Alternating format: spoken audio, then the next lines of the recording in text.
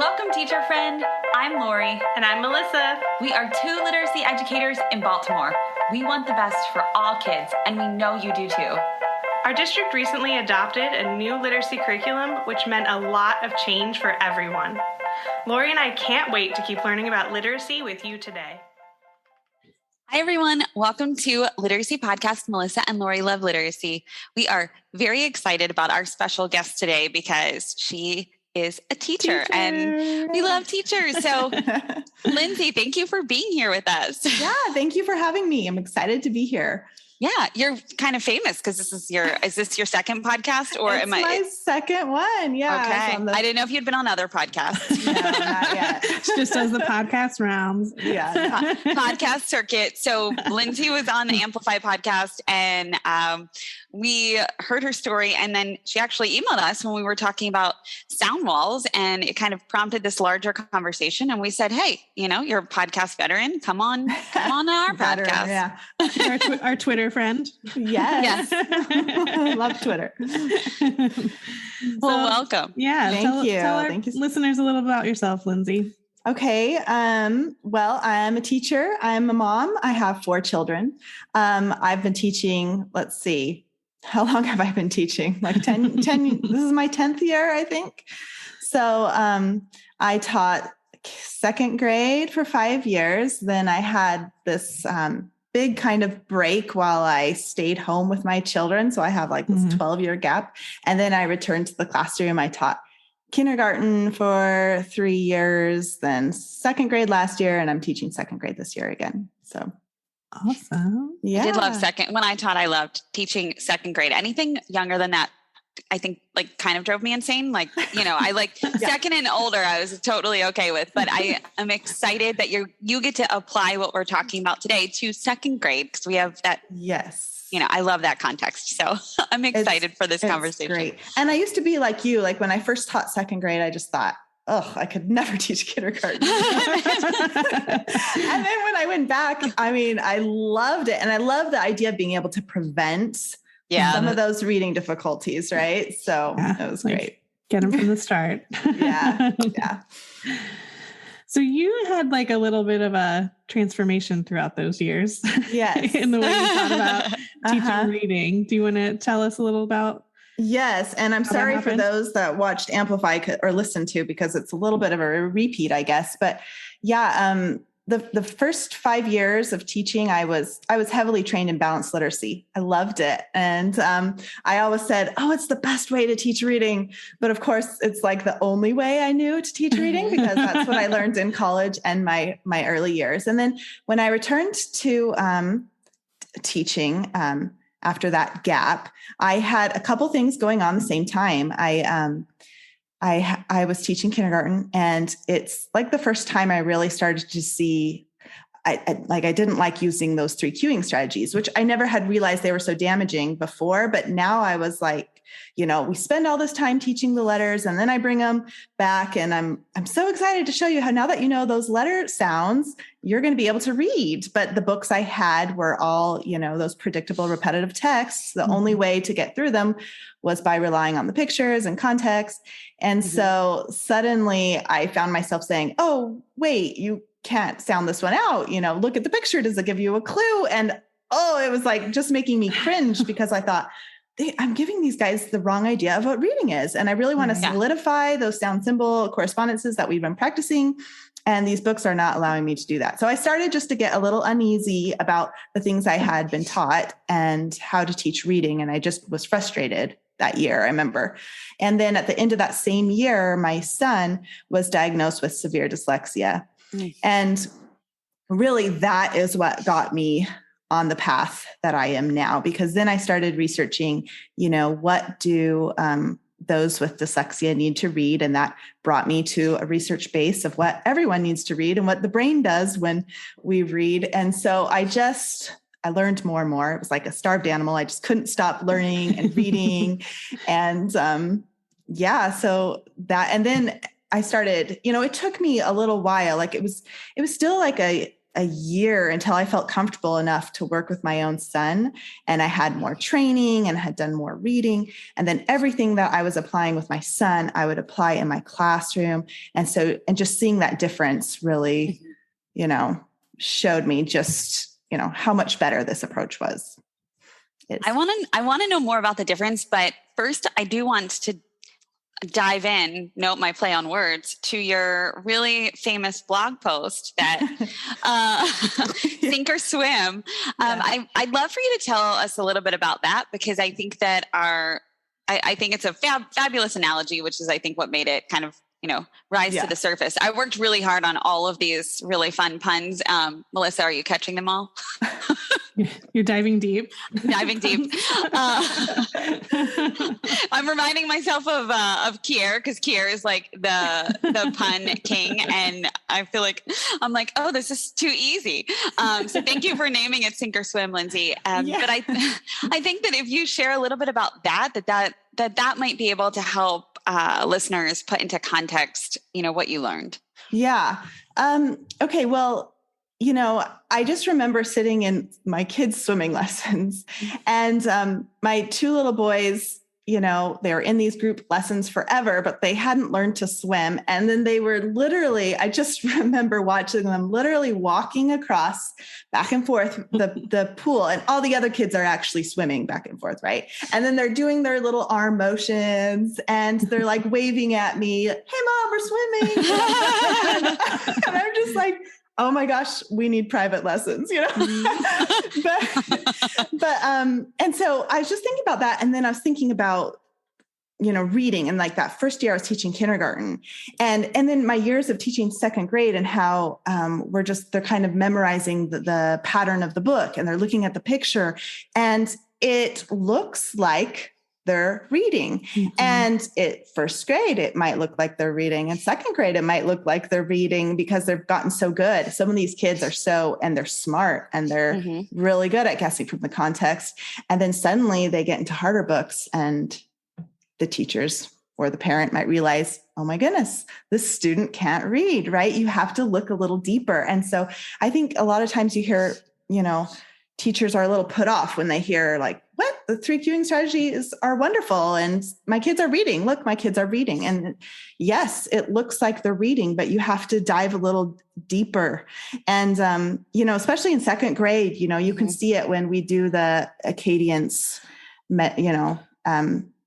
screening 3 times a year. And at the beginning of the year, I will really see that where they don't do too bad on the passage, but on the nonsense words, they can't read them at all. And that is just so interesting to me, because I'm like, this is one who's kind of slipped through, and we need to build, his or her phonics knowledge, among other things. So it's just, I just think, there's this appearance of reading, and it really takes a deeper dive to, what's happening under the surface. Are they actually swimming, or are they just walking through that pool? Yeah.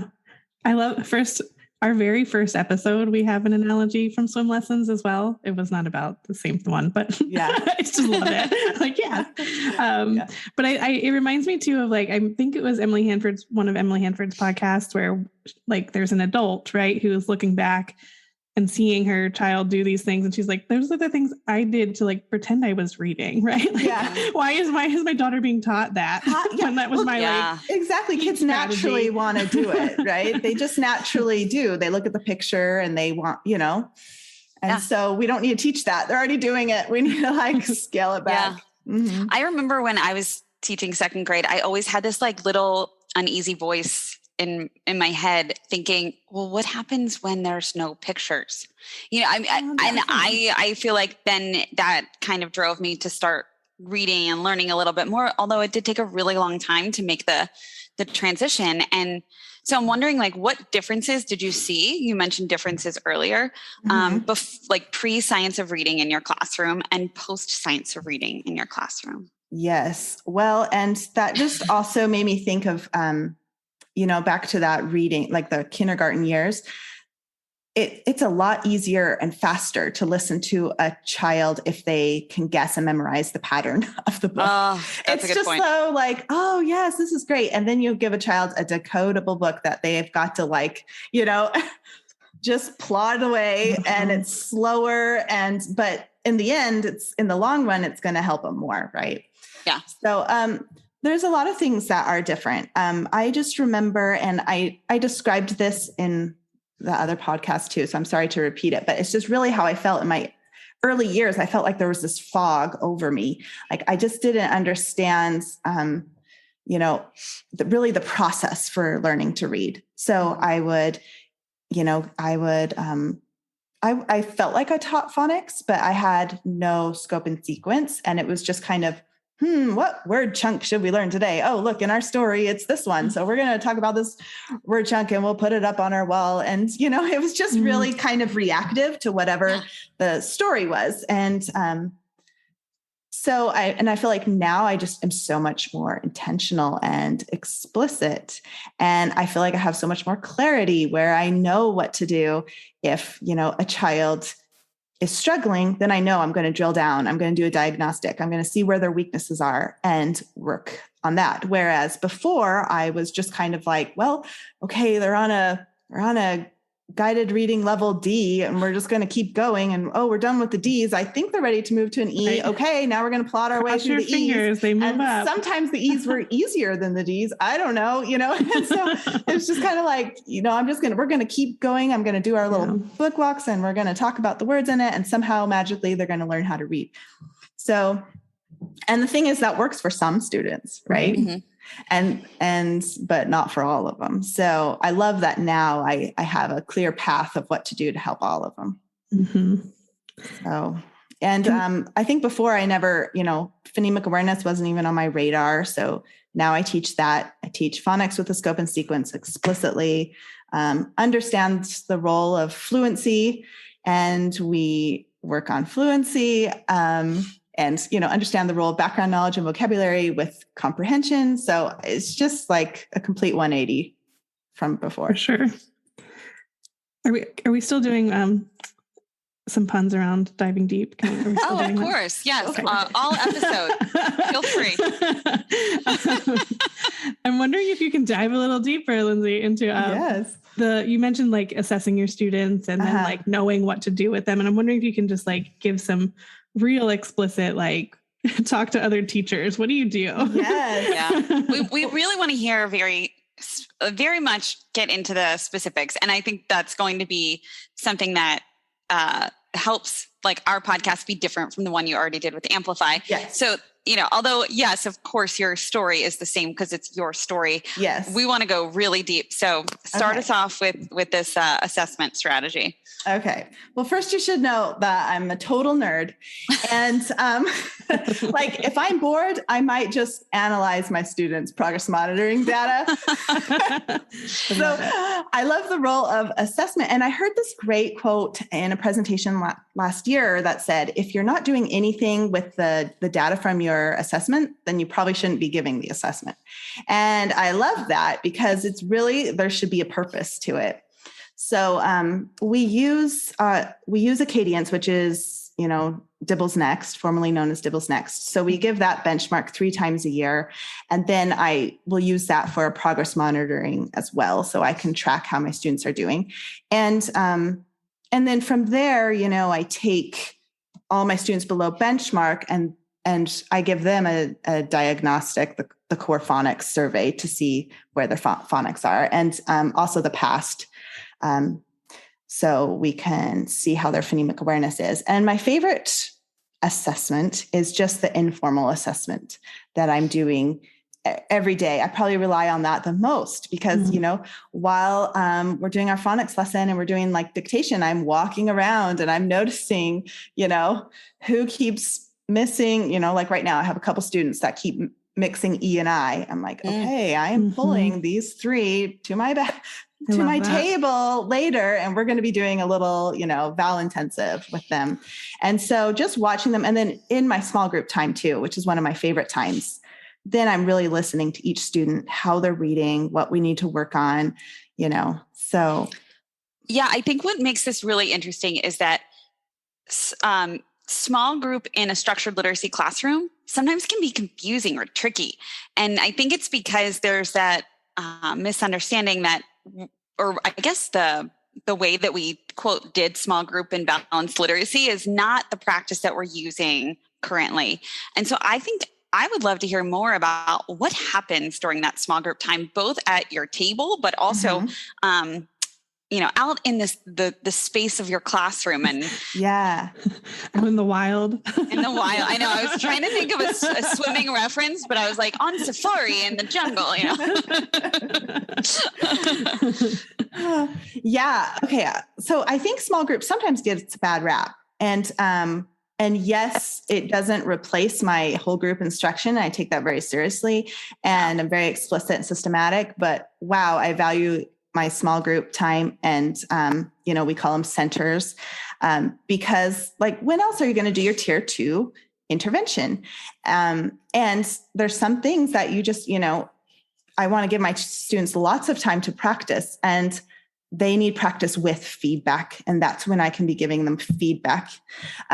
So yeah, right now, I just have 3 other kind of centers going on, and I keep them really simple because no one has time for that. Right. When I did, I think that every teacher listening is like, whew, thank goodness Lindsay does simple centers. Thank goodness.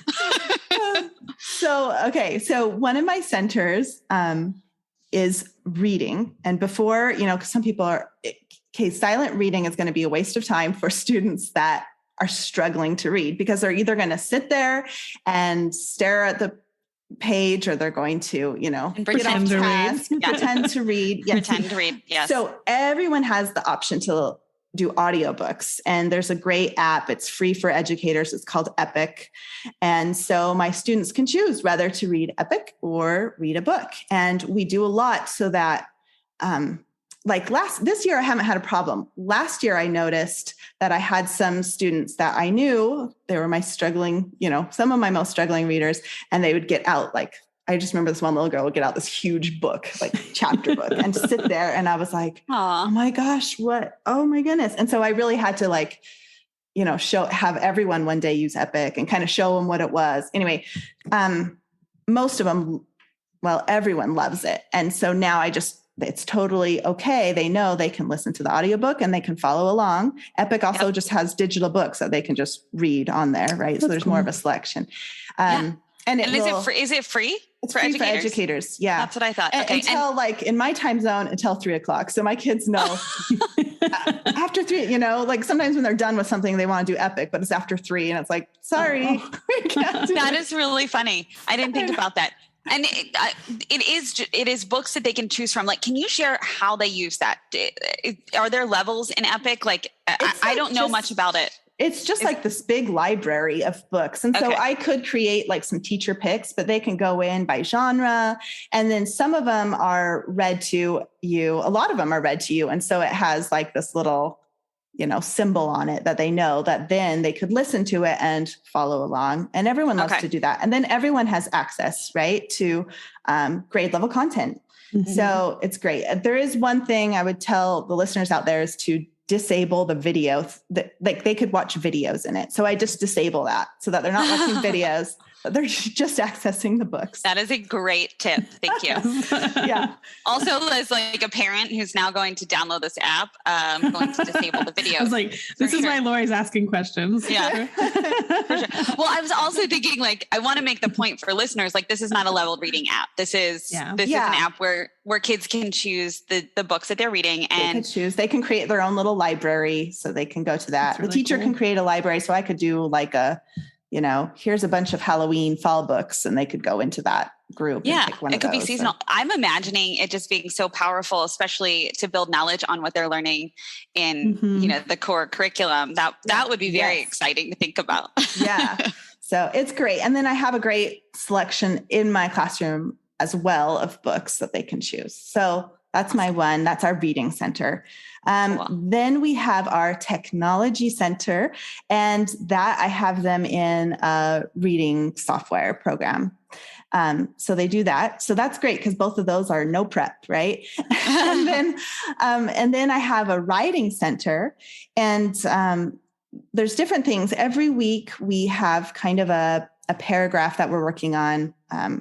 So I have a writing center, but it's not my writing instruction, if that makes sense. Mm-hmm. So kind of before when I did more balanced literacy, it was kind of, that was our writing prompts, right? But you need to actually teach them how to write too.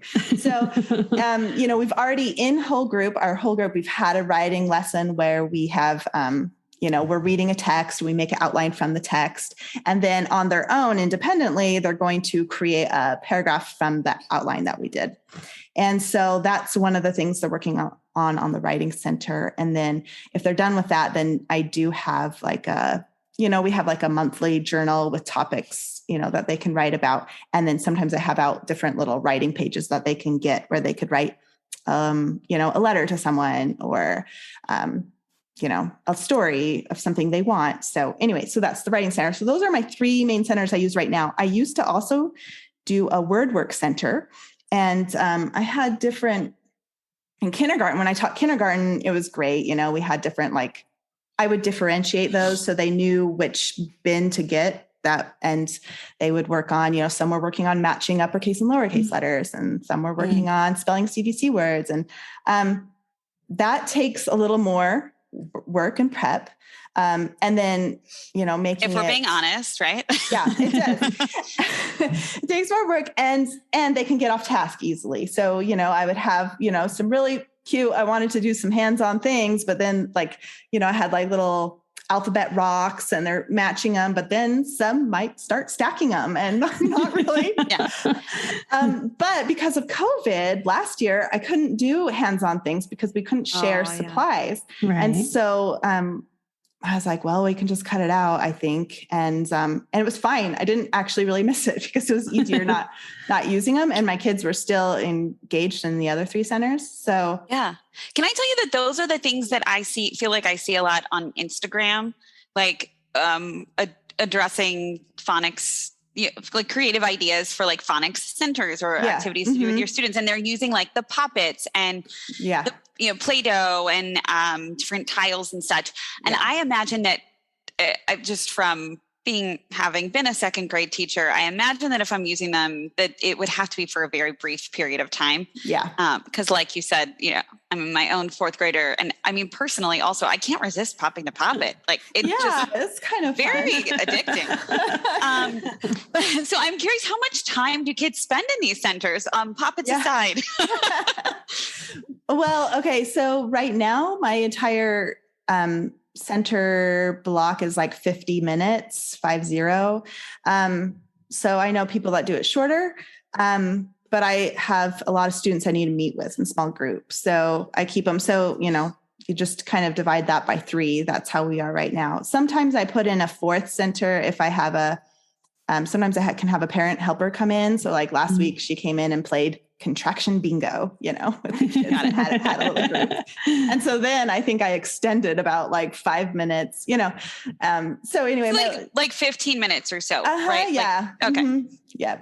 So, yeah. And then that also is your small group time. So you would spend 15 minutes with your small group. So how I do it is I don't assign myself a group. So I have my students and I wish you could come in my classroom and see. I know. That's not exactly what I was just thinking. Are you going to work after this? I wish we could just take us with you. I have a PowerPoint that has the 3 centers there and everyone's names under the PowerPoint. And then I had made this this timer that's filling in with blue. So the kids know as soon as it's all the way blue, the PowerPoint switches. I don't have to do anything because it's all on a timer. PowerPoint switches, music comes on, and then they know they have until the end of the music to get to their next center. It's 30 seconds, and then they do their next one. And even when I taught kindergarten, I mean, it was just this well-oiled machine, and people would come in my room and be like, oh my gosh, I can't believe these kindergartners. And everyone knows exactly what they're doing, what they're supposed to be doing. doing and why? And I'm like, yes.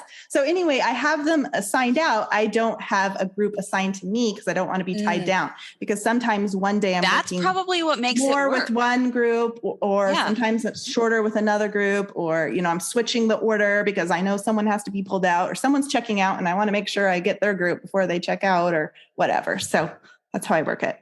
I love that. So simple. That's why it's like easy for the kids to manage, because you're not like, today we're doing the Poppets Center and the reading and this and that. Yes. Yeah. It's very, very it's just focused. simple, and really they love it. And it's fun to see what their favorite is. Like some, just love the reading center. And then I have some that love the writing center. And then they're like, I have this journal at home. Can I bring it and write when I'm done with my, whatever? And I'm like, yeah, sure. And so it's fun. Oh, so fun. I want to come to your classroom. I know. And then what I'm doing with the ones that are coming back is kind of, I have some groups that are more focused on just our phonics, right? And decoding. And I have some groups that are a little more focused on fluency, and some groups that were a little bit more focused on just the comprehension, because their fluency is down, vocab and comprehension and building their background knowledge. So I just, have different goals, I guess. But my number one goal in my small group is to do what I can't do in whole group. And and really I love that is listening to them read and giving them feedback, right away. And so we don't, I have everyone reading at the same time out loud, which sounds crazy. It's really not. They're like whisper reading. And then I lean into one to listen to how they're reading. And then I lean into the other, and I will stagger start them so that, they're not like at the same place as the person right next to them. And so I can be listening to them as they read those books. So that's so cool. That's what I do. I just want to stamp this, because I think you said it all already, but in terms of like how the students get into those small groups, it sounds like you give some, the different kinds of assessments that you mentioned already. That might be part of it, but you also said like, you might just listen to a student in whole group that day and hear something, or, like we gotta pull these three into a group. So it might be like based on informal assessments as well. So it sounds like it's just like constantly changing. Probably. Yeah, it is very fluid and it's changing. Or like I have one little girl whose reading is pretty good. And then I just noticed her spelling and her vowels and her spelling. And I'm like, what is going on? Because there's such a difference. And writing always usually lags behind, right? But so much so that I was like, okay, I do a little more writing with this group, because this other group that I have, we're just really solidifying their grapheme phoneme correspondences. And so we do, like word chaining. And I thought, okay, I'm going to switch her to this group so that she gets the time with the word chaining, because we need to work on that with her, and then I can still, work on her fluency as well, but that's kind of the focus of that group. So anyway, it changes. And but I do go off of that, like the beginning of the year, I go off of that Acadience data that I have to make my groups. This is so helpful. Thank you for really getting in the trenches here. And I'm so excited, because this is like the exact conversation I've been really, really wanting to have with a teacher. So thank you for engaging in this conversation with us. No problem. Absolutely. Melissa, any thoughts? Ready? I have a couple more questions, but do you want to, I guess, where do you want to go from here? I mean, I'm really interested to hear what Lindsay has to say about sound walls. I think that's going to be a great conversation. So, can I frame it a little bit first for everybody? Sure. Yes, because you're very good at that, Melissa. Go ahead. Well, we talked with Julia Lindsay, who's a researcher, about sound walls. And, she said what also came out in Tim Shanahan's blog this week of like, there is no research for sound walls, right? And that is the truth, right? No one has done a research study on sound walls. Say it has impact. But Lindsay, I think what I'd love to hear from you is, like you said, there's science that it's based on, right? It's not just like totally out of left field. Right. But more importantly, I think you've been using them. So I think that what we'd love to hear, like they're so popular right now. And I think what people need to hear is like, how are you actually using it and how has it been beneficial for you and your students? Okay. So this is my 4th year using a sound wall. You're like a veteran sound waller. I know, right? Way before the trend started. Yes, totally. Very proud of that. No. So I love it. Okay. But I don't think the magic of the sound wall is in the sound wall itself. Right. And so I see that a lot where people are, kind of maybe hyper-focused on the sound wall. The sound wall is not the main event in my classroom. The main event in my classroom is my explicit, systematic instruction, like my direct instruction. The sound wall is just a shadow of what's happening in the classroom, right? It's a reflection of what's happening. So, yes, now I explicitly teach the phonemes and the graphemes that represent them. So how great is it to have this tool on the wall that we can refer to as we're learning them, and just to help us solidify the sound symbol correspondences. That's what it does. And then additionally, there is research. ARI has some research about the articulatory features, and teaching the students the articulatory features of those phonemes. And so that's what we do with the sound wall, and like sound wall with quotes instruction, right? Is that now we don't need to get super technical, but we're going to draw an awareness to the sounds and to the individual phonemes. And so that's what I can do, is I can draw an awareness to what's happening with our mouth when we say the sound. And now we're going to connect it with a letter. And now we have this tool on the wall that's going to help us review them and remember them. And it's going to help us as we're writing and spelling. So it's great. And this is the first year. So before, I just made my own sound wall, and I took my own 4 children and I took pictures of their mouths and I put it up, and I made my own little phonics cards, and put them up on the wall. And this year I'm piloting a company's program. And it's, look at you. That's cool. And so it's really awesome, because now I have these little lessons that are so fun to follow, and that kind of teach me. I'm like, oh yeah, I didn't realize, I never thought about what my tongue was doing when I said that sound. Yeah. So that's kind of cool. And it's just, it's really easy. It's just Reading Horizons that has this little, they're doing this pilot at this great sound wall. So it's really fun. So that's the first, and before that I was always just kind of, which I was able to do it on my oown, but this is just nice. Less to think about. I was really impressed that you made your own. I was like, she knows it. She knows all those. I like watched so many, the Reading League had on YouTube, they have one. It's Don Durham presenting about sound walls. And I watched that like a couple times and just learned all I could. And then of course, reading, speech to print. And so in kindergarten, it was really just about changing my instruction from print to speech to print. Right. And so, and that's also I guess I didn't mention that, kind of the sound wall is helping kind of you do that, right? Like now I'm teaching from speech to print. So instead of letter of the day in kindergarten, I would have sound of the day. And so our sound of the day is ah. Okay, let's get out our mirrors. What's your mouth doing when we say ah, and here's some words. Can you hear the ah sound in the words? And now we're going to connect it with a letter, at the end. So and it doesn't need to be long. So, right. It's just a few minutes, just draw their awareness to it and then move on with your instruction. So I'm imagining this helping so many students more so, in so many ways, but, especially in articulation, in speech. Think about all of the reinforcement they're getting it's a very reciprocal teaching way to teach. I'm excited to hear how you use it. And I also love that you're keeping your instruction at the center, and this is a supportive tool and not the tool or the instruction. Yeah.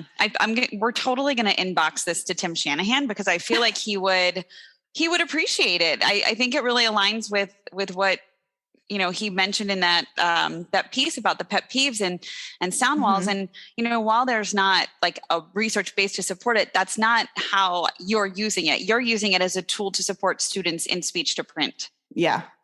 And then there's just little things that are, like you, like I mentioned earlier, how I have some students that are confusing E and I, like and so we look at the picture, the mouth picture, and then we look how that is just a little difference, but you can see. And so talking about that. And then like, this was kind of cool that happened.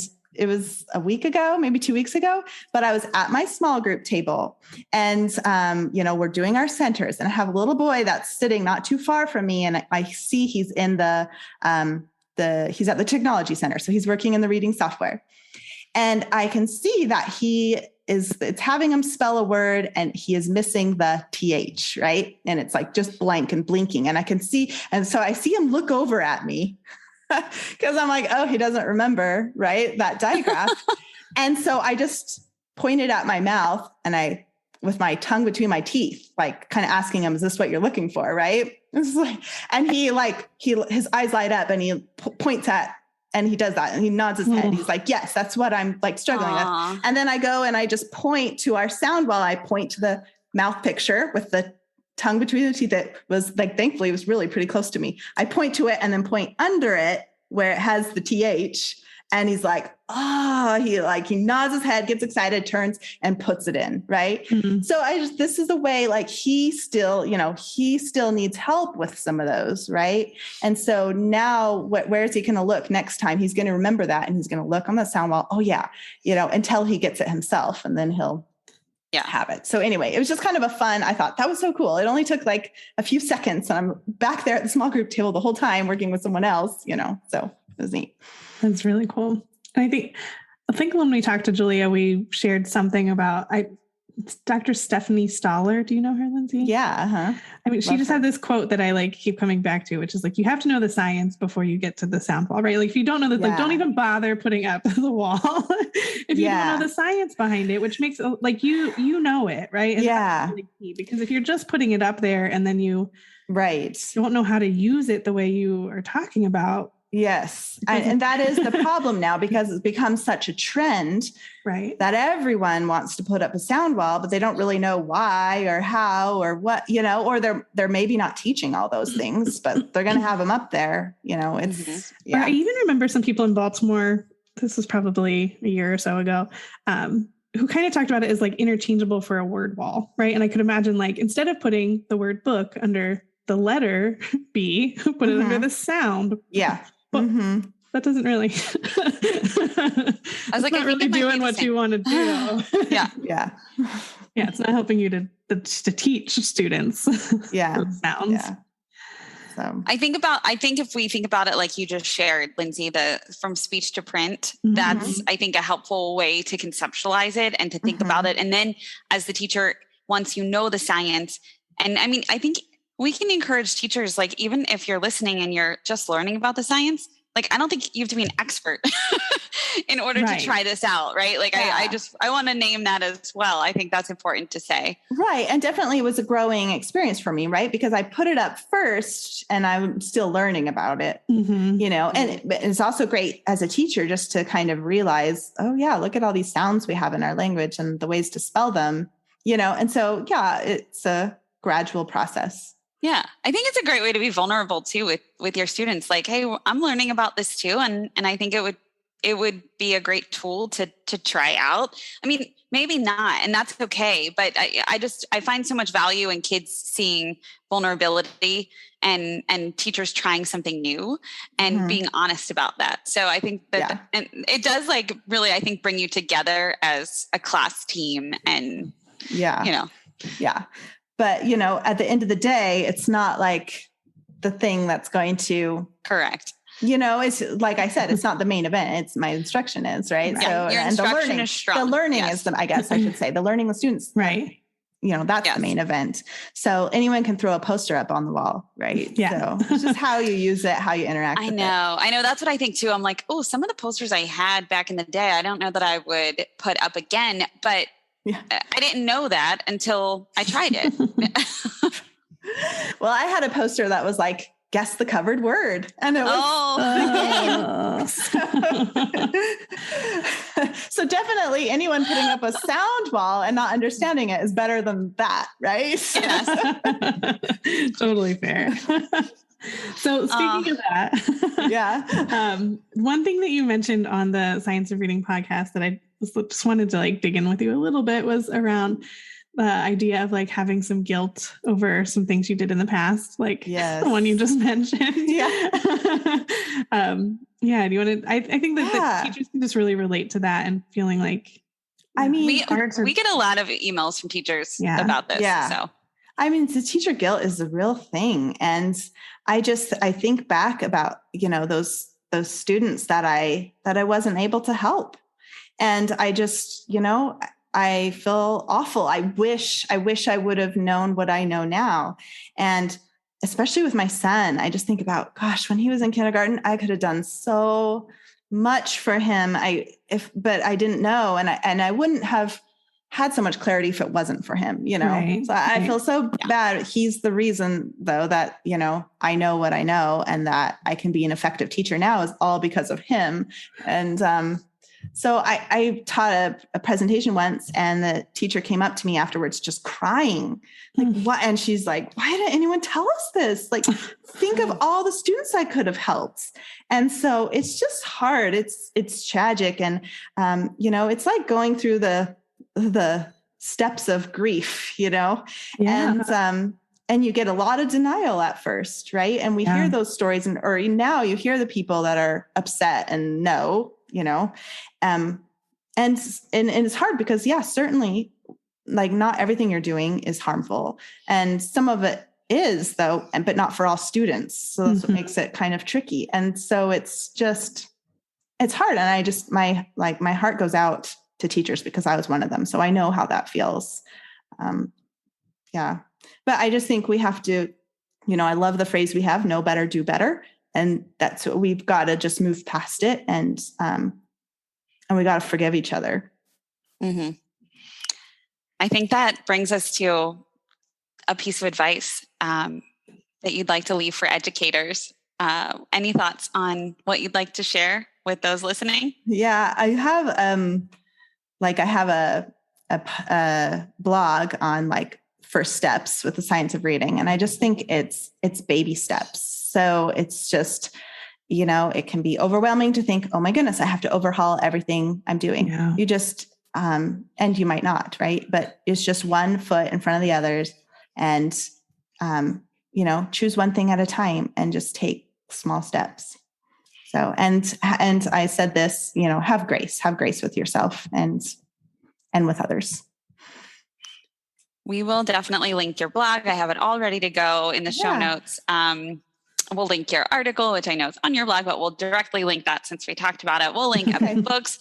We will post everything that we've talked about. Awesome. But we just want to thank you for being so honest today and for taking a deep dive and being very specific about what you do to support your students. And we just can't thank you enough. Your students are so lucky to have you. Your kids are so lucky to have you. And the education community is lucky as well. So thank you so much for being here. Thank you so much. Thank you. It was so great to meet you. Nice to meet you guys too. Thank you so much for listening, literacy lovers. Be sure to visit our website to subscribe to our newsletter and podcast. It's literacypodcast.com. Yep. And don't forget to follow us on Instagram, Twitter, and Facebook. Most of them are at Literacy Podcast. Yes. And please, please, please reach out to us. Melissa, what's our email address? Melissa and Lori at literacypodcast.com is our email address. And we love getting emails from you all. And Lori and I really read them. Yeah, we really respond. It's fun. We love when you all reach out and we get to have conversations with you. So please email us. Let us know what you're thinking, what you're thinking about literacy, what you're thinking about ideas for us to podcast about. Yes, ideas for podcasting, anything. We love to hear from you, what you liked, what you want.